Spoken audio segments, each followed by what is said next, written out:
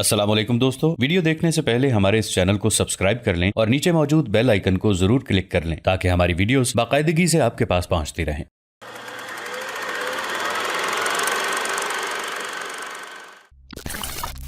लेकिन अब जो मुखबिरों ने ये इत्तला दी है कि सुल्तान हमदान से भी बहुत आगे जा चुका है, तो हम उसे कहां कहां ढूंढते फिरेंगे, किस किस जगह पहुंचकर उसे आने वाले दौर से मुताल्लिक हिदायत हासिल करते रहेंगे।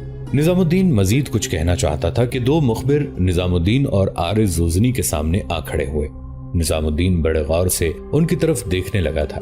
कुछ कहना ही चाहता था कि आने वाले उन दोनों मुखबिरों में से एक निजामुद्दीन को मुखातिब करके कहने लगा, अमीर, हम दो खबरें लेकर आए हैं। वो खबरें हमारे नुक्ता नजर से तो अच्छी हैं, अब हम नहीं जानते कि आप उनको कैसा ख्याल करेंगे। पहली खबर यह है कि यहाँ से 10 मील शिमाल में चंगेज खान का एक लश्कर है। उसकी कमांदारी चंगेज खान का बड़ा सालार तोशी खान कर रहा है और वो इन इलाकों में रसद हासिल करने में कोशा है। दूसरी खबर यह है कि मंगोलों का एक लश्कर जिसे चंगेज खान ने हमारे सालार निजामुद्दीन के पीछे लगाया हुआ है कि निजामुद्दीन को जिंदा या मुर्दा गिरफ्तार करके चंगेज खान के सामने लाए। वो लश्कर भी यहाँ से लगभग 5-7 मील के फासले पर मशरिक की जानिब है। यहाँ तक कहने के बाद वो मुखबिर जब खामोश हुआ तब उसका साथी बोला और कहने लगा, अमीर, उन दो के अलावा एक और भी खबर है। वो ये कि चंगेज खान का बड़ा सालार सुबदाई, जिसे चंगेज खान ने हमारे सुल्तान के पीछे लगा रखा है ताकि सुल्तान को गिरफ्तार किया जाए, वो भी तोशी खान से मिलने के लिए पेशकदमी कर रहा है, लेकिन वो अभी बहुत दूर है। सुबदाई के पास भी रसद की सूरत में बहुत कुछ है। यहाँ तक कहने के बाद वो मुखबिर खामोश हो गया। कुछ देर तक निजामुद्दीन गहरी सोचों में डूबा रहा। फिर गसीले लहजे में वो आरिज़ ज़ुज़नी को मुखातिब करके कहने लगा, आरिज़ ज़ुज़नी, मेरे भाई, मुखबिर खबरें तो अच्छी लेकर आए हैं, लेकिन हम मंगोलों पर हमला आवर भी हों तो क्या फायदा। हमला आवर होने के बाद हमें उनके सामने से भागना है, इसलिए कि अगर मंगोलों के वो तीनों लश्कर यकजा हो गए तो हमारे लिए खतरात और मुसीबतें खड़ी कर देंगे। तो फिर ये काम हम किस लिए करें। सुल्तान तो अपनी जान बचाने के लिए 2 लाख मुसलमानों को अपने साथ घसीटता हुआ एक जगह से दूसरी जगह सरगर्दा है। उसको ये खबर नहीं कि उसके सालार कहाँ बिखरे हुए हैं। मैंने क्या करना है, दुश्मन को रोकने के लिए मैंने क्या तदबीरें इख्तियार करनी है। उस पर इन दिनों एक ही सौदा सवार है कि किस तरह अपनी जान को महफूज रख सकता है। उसे ये एहसास ही नहीं है कि उसके सालार, उसके कमांदार बेलफ्ज नुक्तों, बदशगुनियों के हमजादों की गूंगी मंतिक अपने मफहूम से नाशना जुमलों की तरह इधर उधर धक्के खाते फिर रहे हैं। और मुझे और तुम्हें उसने लश्कर के लिए रसद जमा करने पर मुकर्रर कर रखा है और साथ ही बड़े शहरों की हिफाजत में मदद देने के लिए भी भेज रखा है। इस तरह मुसलमानों का कत्लेआम देखते हुए हम रोज गिरते हुए ग्रोंदों की तरह बिखर जाते हैं। हर शब सूनी बंजर धरती के नीचे गूंगे ख्वाब देखते हैं। यहाँ तक कहने के बाद निजामुद्दीन थोड़ी देर रुका, फिर इंतहाई दुख में डूबी आवाज में वो दोबारा कह रहा था, आरिज़ ज़ुज़नी, कब तक ये मंगोल आग भड़काती हवाओं, तशद्दुद के निशानात, खूनी इनकलाब की कड़वाहटों की तरह मुसलमानों का ताक़ुब करते रहेंगे। शहर पर शहर फतह करते हुए हर शय की सांसों को जहर आलूद करते चले जाएंगे। मैं और तुम कब तक ताईदे इलाही से महरूम अपने मुसलमान भाइयों को गली की नगर नगर धक्के खाते देखेंगे और ये भी देखेंगे कि किस तरह नाग की तरह पेचोताब खाते मंगोल उनका ताक़ुब कर रहे हैं। मेरे भाई, कब तक हम अपने चेहरों पर सवालात के अंबार लिए अपने मुसलमान भाइयों को टूटी किरणों, बिखरे जर्द पत्तों, जिंदगी के दरोबाम की तज़ीन से महरूम और बेनिशान मंजिलों की कसक की सूरत में देखते रहेंगे।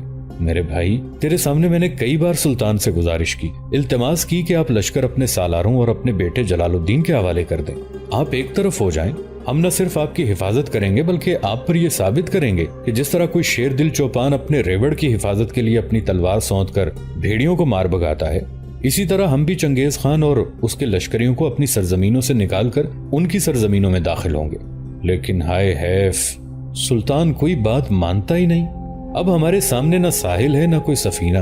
अब हम कैसे अपनी कौम की अजमत के मुहाफिज कहला सकते हैं। मेरे लिए तो अब डूब मरने का मुकाम है कि हम ख्वारज़म शाह के अच्छे सालार होने के नाते से मुसलमानों के किसी शहर की हिफाजत नहीं कर सके। आरिज़ ज़ुज़नी, कसम अल्लाह पाक की, जिस रोज बुखारा फतह हुआ था मैं रात को बड़ा रोया। जिस रोज समरकंद भी जाता रहा उस रात भी मुझे नींद नहीं आई। उस रात भी मेरे आंसू न थमते थे और कभी कभी मैं ये सोचता था कि अभी उठूं और सुल्तान से 2 टोक बात करूं कि लश्कर हमारे हवाले कर दे, और अगर नहीं करता तो फिर सुल्तान की गर्दन काट कर लश्कर पर कब्जा करके और खम ठोंक कर चंगेज खान के सामने आऊं। लेकिन भाई, ये सारी जज्बाती ख्वाहिशें थीं जिन पर अमल तो नहीं किया जा सकता था।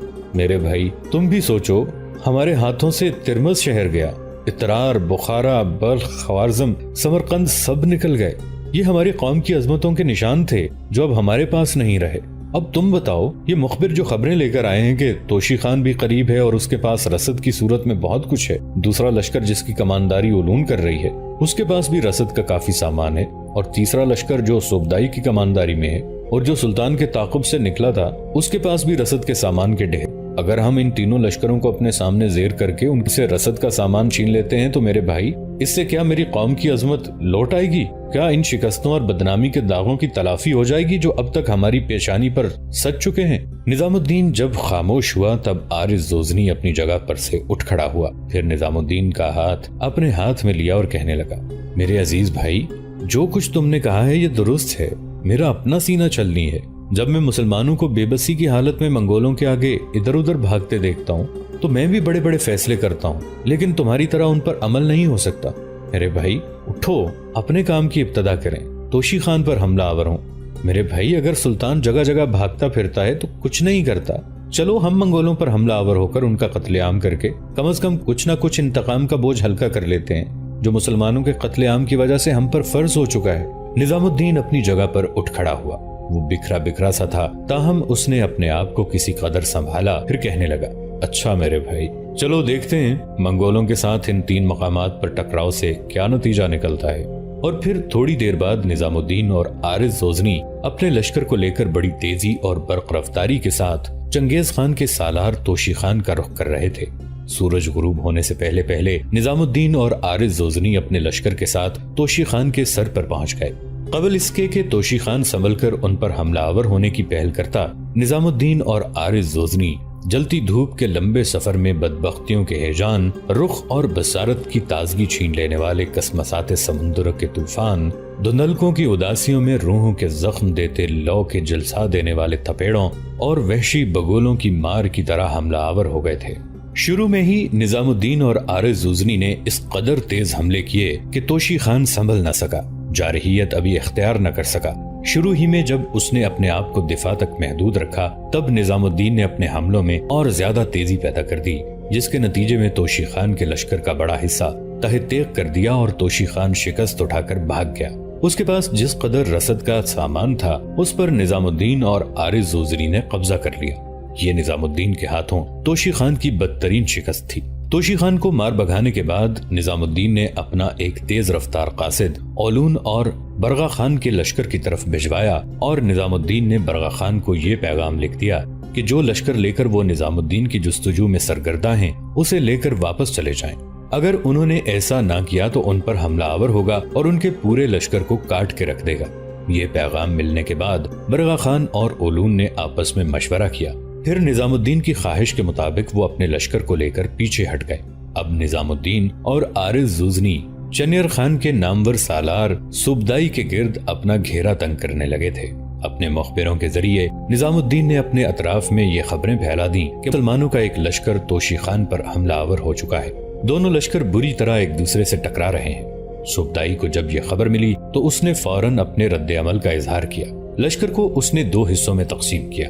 ایک حصے کو لے کر وہ بڑی تیزی اور برق رفتاری سے اس سمت بڑھا جہاں اسے بتایا گیا تھا کہ توشی خان ادھر ہے، جبکہ لشکر کے دوسرے حصے کو اس نے حکم دیا کہ وہ رسد اور ضروریات کا دوسرا سامان لے کر اس کے پیچھے توشی خان کی طرف آئے۔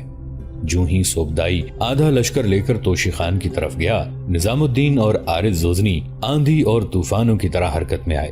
وہ صوبدائی کے لشکر کے اس حصے پر جو رسد اور ضروریات کا دوسرا سامان لے کر جا رہا تھا، موت کا شبخون مارتے قیامت کے لمحوں، زیست کی ہر نشاط سے محروم کر دینے والے آتش فشاں، قلب کی آنکھوں میں سرخ سورج کی سنگین کرنوں، بارودی ہواؤں کے طوفانوں، درد کے اڑتے غبار اور اندیشوں کی ریت کی طرح حملہ آور ہو گئے۔ نظام الدین اور عارض زوزنی کو زیادہ جدوجہد نہ کرنا پڑی۔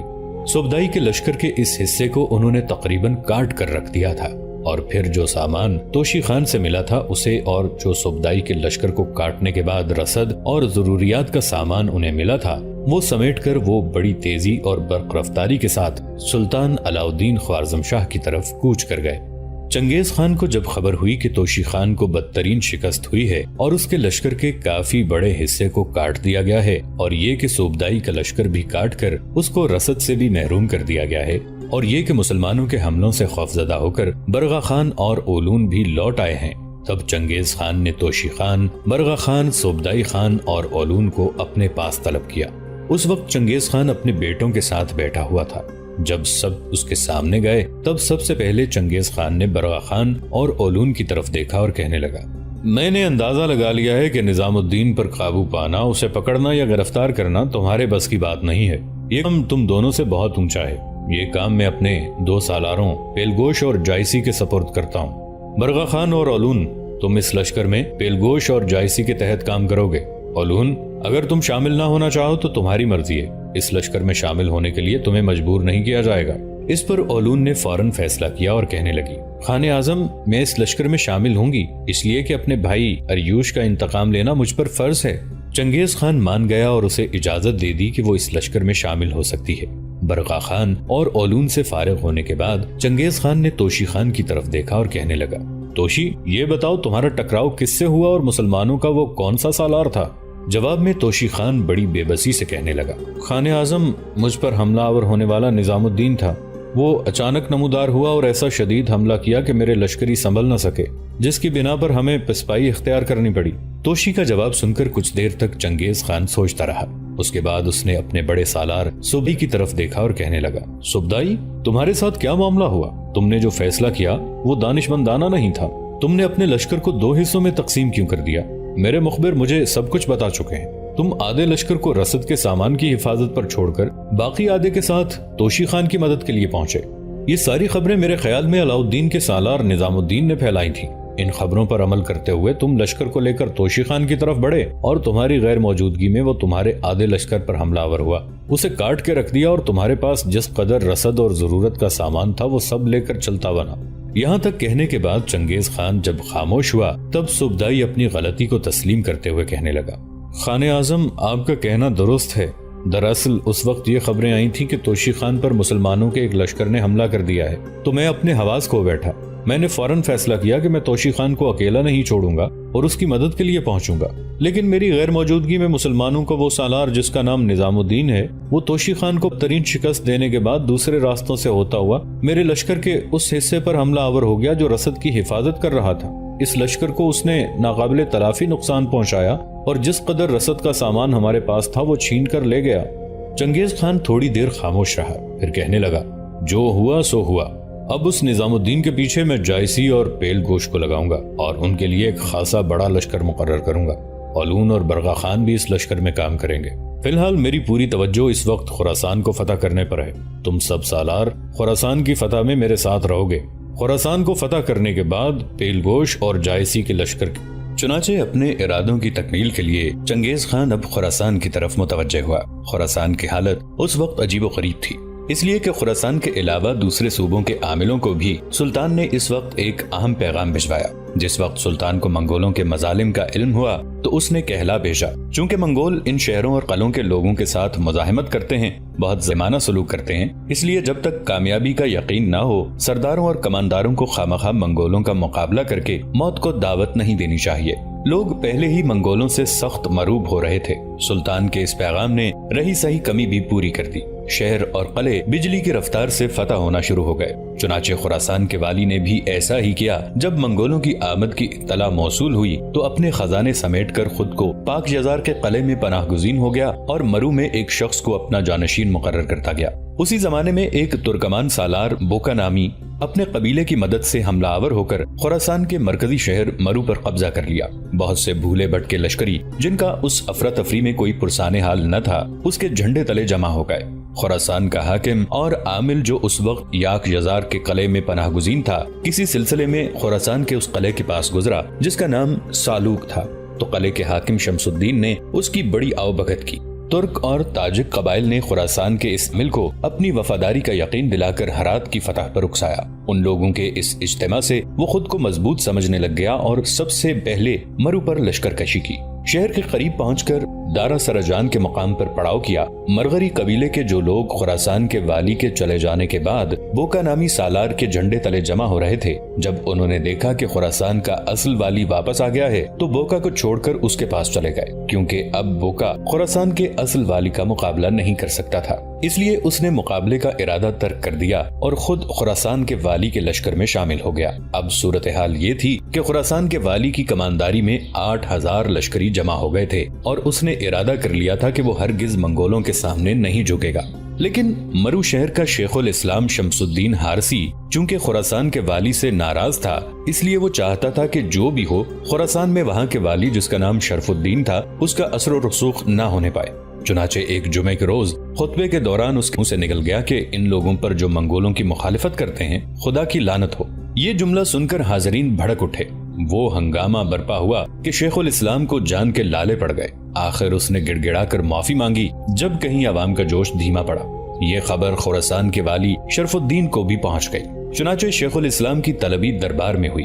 اس دوران شیخ الاسلام کا ایک خط پکڑا گیا۔ شیخ الاسلام شمس الدین حارسی نے اس خط میں ایک رشتہ دار جو سرخس کا قاضی تھا لکھا تھا کہ وہ منگولوں کو جو اس وقت سرخس فتح کر چکے تھے اس بات پر آمادہ کرے کہ وہ مرو پر حملہ آور ہو کر شہر کو فتح کر لیں۔ جب شمس الدین نے کہا کہ یہ خط اس نے نہیں لکھا اور اس کے انکار کرنے پر وہ خط اس کے سامنے پیش کیا گیا تو اس کے پاؤں تلے سے زمین نکل گئی۔ سخت شرمندہ ہوا، لیکن حالات ایسے تھے کہ شرف الدین معاملے کو طول نہیں دینا چاہتا تھا، اس لیے معاف کر دیا۔ مگر جو ہی شمس الدین دربار سے سر جھکائے نکلا، حاکم خراسان شرف الدین کے ملازموں میں سے ایک نے اس کا کام تمام کر دیا۔ چونکہ سرخس کا قاضی بھی اس افسوسناک حادثے کا ایک کردار تھا، اس لیے شرف الدین نے منگول سپاہ کے وہاں سے کوچ کر جانے کے بعد لشکر کا ایک حصہ اس غرض کے لیے روانہ کر دیا کہ وہ اہل سرخس کو پریشان کرے۔ اسی شرف الدین کے بعد جو خراسان کا حاکم مقرر ہوا تھا، نام جس کا بہاول ملک تھا اور جو ابھی تک یاک یزار کے قلعے میں چھپا بیٹھا تھا، جب اسے شرف الدین کی مہم جوئی کا علم ہوا تو منگول سرداروں کے پاس پیغام بھیجا کہ اگر وہ مرو کی فتح میں اس کی مدد کریں تو وہ بطور سالانہ خراج کے ہر منگول سپاہی کو کپڑوں کا ایک جوڑا دیا کرے گا۔ یہ شرط مان لی گئی اور منگولوں کے ایک لشکر کو اس کی کمان میں دے دیا گیا۔ جب وہ لشکر لے کر شہر ستانہ کے مقام پر پہنچا تو اس نے شرف الدین کو کہا، اس میں شبہ نہیں کہ اس سے پہلے ہمارے درمیان کسی غلط فہمی کی بنا پر شکرنجی پیدا ہو گئی تھی اور میں آپ سے دل گرفتہ سا تھا، لیکن اب حالات بالکل بدل گئے ہیں۔ میں اس رنجش کو بھول چکا ہوں، اس لیے میں آپ کو مشورہ دیتا ہوں کہ آپ منگولوں سے مقابلے کا خیال ترک کر کے اپنی جان اور اہل وطن کی جان بچا لیں۔ یہ بات تو اب کسی سے ڈھکی چھپی نہیں رہی کہ منگولوں کو شکست دینا ناممکن ہے۔ جب شرف الدین کو خط ملا تو گھبراہٹ میں اسے پسینہ آ گیا اور اس نے ارادہ کر لیا کہ بے فائدہ جان کھونے سے بہتر ہوگا کہ اظہار اطاعت کر کے اس عذاب سے پیچھا چھڑا لے۔ لیکن اراکین دربار اس پر رضامند نہ ہوئے اور انہوں نے بیک زبان کہا کہ وہ بغیر لڑے کسی حالت میں ہتھیار نہیں ڈالیں گے۔ اصل بات یہ تھی کہ اہل دربار کو اپنے ذرائع سے یہ معلوم ہو چکا تھا کہ بہاول ملک کی کمان میں منگول سپاہ کی تعداد بالکل معمولی ہے، اگر وہ جی کڑا کر کے میدان میں اتر پڑیں تو فتح ان کی ہوگی۔ اس پر بہاول ملک کے قاصدوں کو ایک ایک کر کے بلایا اور ان سے منگولوں کے لشکر کی تعداد کے بارے میں دریافت کیا۔ سب نے ایک ہی طرح کا جواب دیا اور منگول لشکر کی تعداد بہت زیادہ بتائی۔ چونکہ ان کا بیان خلاف واقعہ تھا، مقصد مسلمانوں نے مرو کو مروب کرنا تھا، اس لیے شرف الدین کے حکم سے قاصدوں کو قتل کر دیا گیا۔ مورخین مزید لکھتے ہیں چونکہ شرف الدین کو بہاول ملک کے ذلت آمیز پیغام کو لوگوں نے برافوختہ کر دیا تھا، نیز منگولوں کے ساتھ اس کی رفاقت اور ہم نوائی سے مسلمان سیخ پا ہو رہے تھے، اس لیے 25,000 کے لشکر کو حکم دیا کہ وہ سرخس پر چڑھائی کر کے بہاول ملک اور اس کے منگول ساتھیوں کو مار بھگائیں۔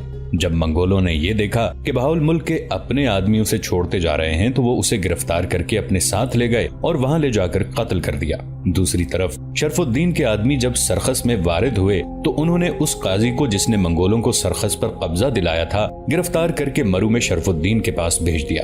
قاضی نے کسی وقت کسی شخص کے باپ کو بلا وجہ قتل کرا دیا تھا، شرف الدین نے قاضی کو اس کے سپرد کر دیا جس نے اسے انتقاماً قتل کر دیا۔ منگولوں کے چلے جانے اور بہاؤالدین کے قتل ہو جانے کے بعد شرف الدین بے فکر ہو کر روزمرہ کے کاموں میں مشغول ہو گیا تھا۔ مورخین مزید لکھتے ہیں کہ اس دوران وہاں سے ایک ترک سردار اور سالار کا گزر ہوا جو کبھی آمویہ شہر کا حکمران ہوا کرتا تھا۔ اس نے لوگوں پر انکشاف کیا کہ منگولوں کا ایک لشکر دریائے آمو کو عبور کر کے قلات کے قلعے کا محاصرہ کیے ہوئے ہے۔ جلد ہی منگولوں کا ایک اور لشکر 6,000 افراد پر مشتمل ہے ترکمان سردار کے تعاقب میں پہنچ گیا اور اس سے الجھ پڑا۔ دو اور ترکمان سردار، جن میں سے ایک کا نام شیخ خان اور دوسرے کا نام اغول خان تھا، اور جنہیں منگولوں کے ارادے کا علم ہو چکا تھا، گھات میں چھپے موقع کا انتظار کر رہے تھے۔ جب منگول ترکمان کی فوجوں سے مصروف پیکار تھے، ان سرداروں نے بے خبری میں ان پر حملہ کر دیا اور ان گنت منگولوں کو قتل کر دیا، اور تقریباً 60 منگولوں کو جو گرفتار کر کے لے گئے تھے گلی کوچوں میں پھرا کر موت کے گھاٹ اتار دیا۔ دوستو، آج کے لیے اتنا ہی۔ اسی کہانی کی اگلی قسط کے ساتھ بہت جلد حاضر ہوں گے۔ نیچے کامنٹ سیکشن میں اپنی رائے کا اظہار ضرور کیجیے گا۔ ہمارے اس چینل کو سبسکرائب کر کے نیچے موجود بیل آئیکن کو بھی ضرور کلک کیجیے گا۔ اگلی ملاقات تک کے لیے ہمارا اور آپ کا اللہ نگہبان۔